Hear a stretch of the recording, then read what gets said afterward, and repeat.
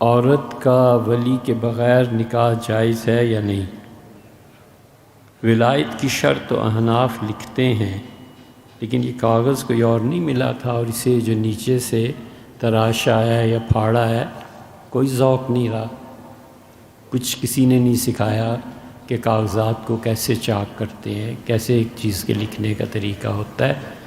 نکاح عورت کا ولی کے بغیر حنفیہ نے، بعض احناف نے جائز اسے مانا ہے، لیکن اصل مسئلہ یہ ہے کہ اس کے والدین اگر اعتراض کریں کہ کفر میں نہیں ہے، برابر کی سطح پہ نہیں ہے، تو اس نکاح کو منع کر سکتے ہیں۔ مثلا اللہ تعالیٰ نے شہزادی ہے اپنی صورت کے اعتبار سے، سیرت اور کردار کے اعتبار سے، اور نکاح کر لیا گھر میں جو مالی ہے، تو اس کے ماں باپ اس نکاح کو روک سکتے ہیں۔ ماں باپ کے بعد بڑا بھائی اس نکاح کو روک سکتا ہے، کیونکہ وہ باہمی طور پہ ایک دوسرے کے ساتھ فیملی میں سیٹلڈ نہیں ہو سکتے۔ اسی طرح اگر لڑکی کسی غریب گھرانے سے ہے، مشکل سے کھانا پورا ہوتا ہے، اور شہزادے کی بیوی بن گئی، تو اس نے کون سا خرچ کر لینا ہے، اور کون سی اس کی طبیعت میں سخاوت یا یہ چیز ہونی ہے، تو یہ ساری چیزیں دیکھنی پڑتی ہیں۔ اس زمانے میں لوگ دیکھا کرتے تھے، اب کوئی اس چیز کو نہیں دیکھتا، لیکن اس کے باوجود پھر نکاح ہونے کا فتویٰ دینا پڑتا ہے۔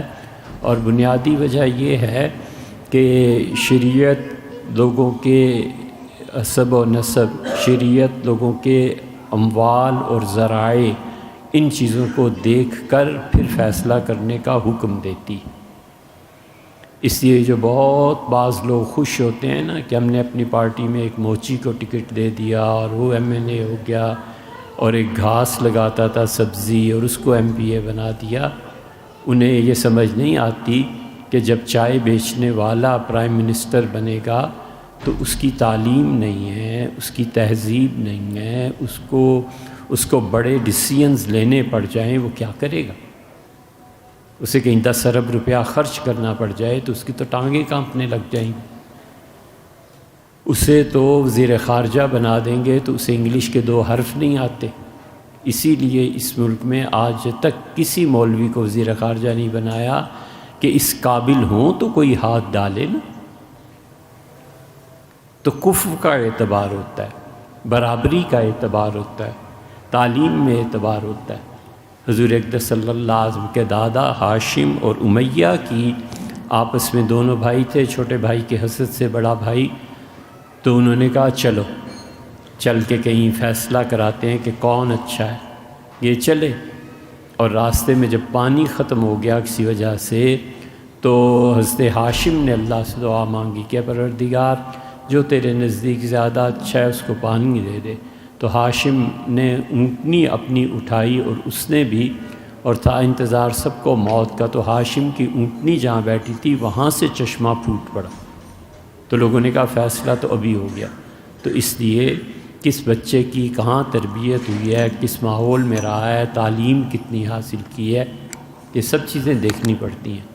میں بچپن میں 4 میل پیدل اسکول کے، حضرت آپ 4 چھوڑ 8 میل جاتے تھے مانا، لیکن واپس آ کے سوتے تھے نا، آپ پڑھتے تو نہیں تھے۔